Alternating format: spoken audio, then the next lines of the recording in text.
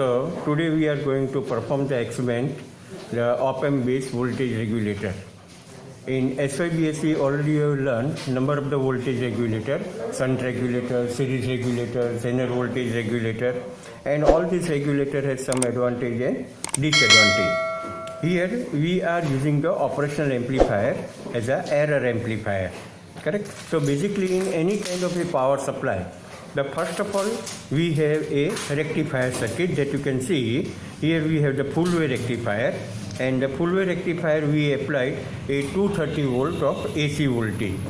Then the rectifier is not providing a pure DC voltage, there will be some kind of a AC component is there, and therefore we connect a capacitor as a filter that will minimize our AC component, correct? So here you will get a DC voltage, but this DC voltage will be a unregulated voltage. What we mean by the unregulated voltage? That as we change the load current, then your output voltage is go on decreasing, or it can be increasing. So output voltage is not remaining constant. So if you want a constant output voltage, then we require this kind of the regulator circuit. Basically here this is nothing but it is a series. Here we have a series voltage regulator basically. But the series voltage regulator is going to be driven by the error amplifier. Operational amplifier is working as a error amplifier. Here the resistance R1 and R2, that is the feedback resistance, and this Zener is going to provide a reference voltage. This operational amplifier is a two input terminals that you can see. One of the inverting terminal is there and a non-inverting terminal is there. On a non-inverting terminal we provide a reference voltage through the Zener diode, and whatever the feedback voltage means, feedback voltage is nothing but it is a sample of the output voltage. It is given to a non-inverting terminal. Now here the op-amp is working as an error amplifier, so it is amplifying the difference between these two voltage of a inverting terminal and non-inverting terminal, and accordingly this output of the operational amplifier is going to drive a series pass element. This series pass element is nothing but it is a kind of a power transistor. So the difference will increase or decrease according to base current of your series pass element is also going to increase or decrease. So here if my feedback voltage, here this feedback voltage is greater than the reference voltage, means the output voltage is large, then the output voltage of this operational amplifier will be less. Here the transistor will be in a cutoff region, and therefore the voltage across this is going to increase. So now if you look at the working of the circuit diagram, here we have a regulated output voltage, and we take the sample through the resistance R1 and R2, which is given to a non-inverting terminal of the operational amplifier, and it is continuously going to compare with my reference voltage which is provided by the Zener diode. Suppose by changing this load current, the output voltage is increasing, so the voltage on a non-inverting terminal is also increasing, and the difference between these two voltage will also increase. As a result here the output voltage will decrease, means the transistor is going to drive in a cutoff region, and due to that the voltage across the series pass element, means the voltage across the collector and emitter of the transistor will increase, and as a result the output voltage is going to decrease. So suppose your output voltage is decreasing, then in that case here this output voltage of the operational amplifier will increase, which is going to drive the transistor in a saturation region, and as a result the voltage between the collector and emitter will decrease, and the output voltage across the regulator is going to increase. So in this way this operational amplifier is working as a error amplifier, and the series pass element is nothing but it will behave like a variable resistance. So according to the voltage given to the base, either the resistance will increase or decrease, which is controlling, or which will try to keep the output voltage constant. Experimental board, correct? So here in the experimental board, diode D1 and D2 is a part of your full wave rectifier. This is a capacitor for the filtering purpose, and here across this you are getting a unregulated power supply.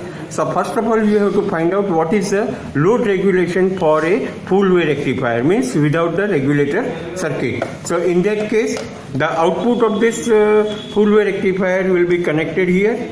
Then this negative will be connected here. Across this we will connect a current meter. Across this we will connect a voltmeter, and here we will connect a potentiometer. By changing this potentiometer, you can change the load current and measure what is the output voltage. Now if you look at this another part of the circuit, then here the SL100 is your power transistor. The 741 IC is working as an error amplifier. Zener diode is a kind of my reference supply, and these two resistance is providing a feedback path. So to see the regulation action, the output of the full wave rectifier will be connected to this regulator circuit, positive to positive, and this negative will be connected here. Then the output of this regulator will be connected to this board for finding a load regulation. Now let us see the connection. See the connection. You can see the connection that the output of the full wave rectifier is connected here, that you can see. Across this we have connected a current meter, and here across the load we have connected this voltmeter. So this is my current meter, which is measuring the load current, and this is going to measure the output voltage across the load resistance, and the load, that is the potentiometer, is connected here.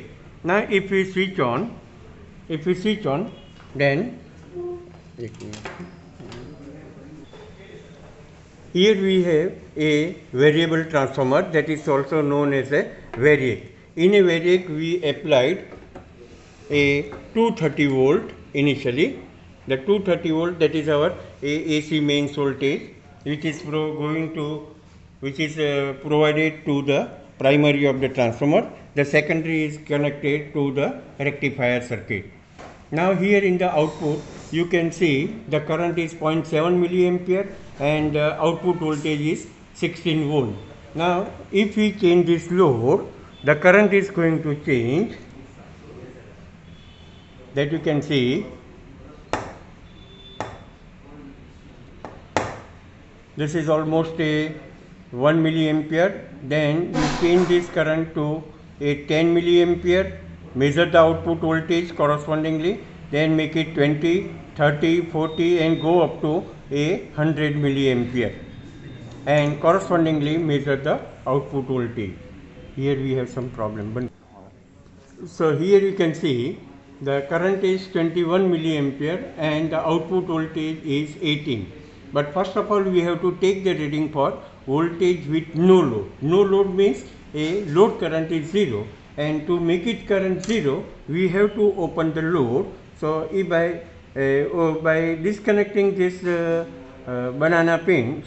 disconnecting the crocodile pin, then you can see the current is going to 0, and at that time voltage is 19.78 volt.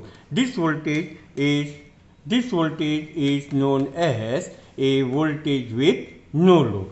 Now you connect this load, so and you can change the current. So here now you make a 20 milliampere, then you can change to 30 milliampere. Correspondingly you measure what is the output voltage. Continuously you go on changing this current 30, 40, 50, and correspondingly for all this value of the current you can measure the output voltage. So go up to 100 milliampere and measure this voltage, correct? So in this way you can find out the voltage regulation of a unregulated power supply. Now for the regulated power supply, what we have to do, that the output of the unregulated will be connected to the regulated circuit like this. This point will be connected here, and connect this output of this regulator to this characteristics board.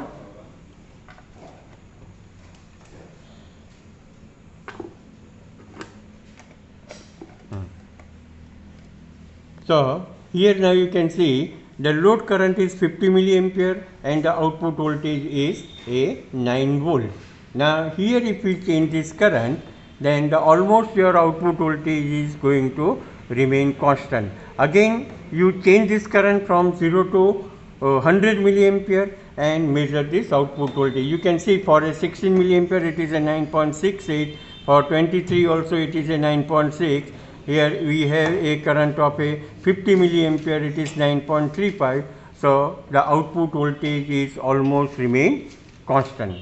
And in this way, again you find out what is the voltage with no load.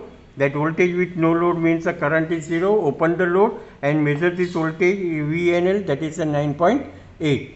And then now you change the current and measure this voltage. Then you plot the graph, a current against the output voltage, and from that you find out what is the load regulation for a regulated power supply. Okay. In the second part of the experiment, we have to find out a line regulation of a regulator circuit. Line regulation means what? We are changing the line voltage. This line voltage you can change through a variable transformer, or it is also known as a variable. Here we applied a 230 volt and we will set a load current of a 100 milliampere. At that time we measure what is the output voltage. Then we increase the line voltage by a 15%. So 230 plus 15%, that you can change a line voltage from this point. Again you set the current of a 100 milliampere, and then measure what is the output voltage, that is called a V maximum. Then you change the AC voltage by 230 minus 15% and set this output current of a 100 milliampere and measure what is the output voltage, which is called a V minimum. Then through this formula you can calculate the line regulation, that is a V maximum minus V minimum divided by V normal. For a ideal regulator circuit, this line regulation is going to be a 0%. Correct? Now here, if you look at this, that we have connected a variable transformer, and this variable AC voltage is given to the rectifier circuit. So initially we applied a 230 plus 15%. So 230 plus 15% is how much? You have calculated 264. Correct? So here in a variable transformer, these are the different AC voltage that you can see. Correct? So we will set this dial on a 264 volt. Almost it is on a 264 volt is there. Now we switch on.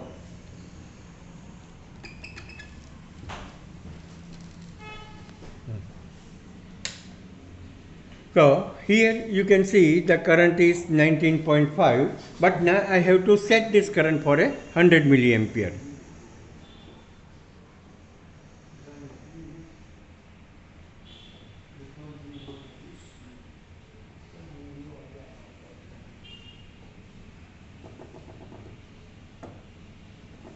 Okay, almost you can consider this one is a 100 milliampere, and at that time my output voltage is 14.6 volt. This is my AV maximum voltage, that you have to note down. Now you change this a line voltage by 230 minus 15, so it is a 195. So here we have 190 and this is somewhere here, it is 195. Now you can see the current is a 98 milliampere because my input voltage has decreased, so the current is naturally decreasing, and you can set this current for a 100 milliampere.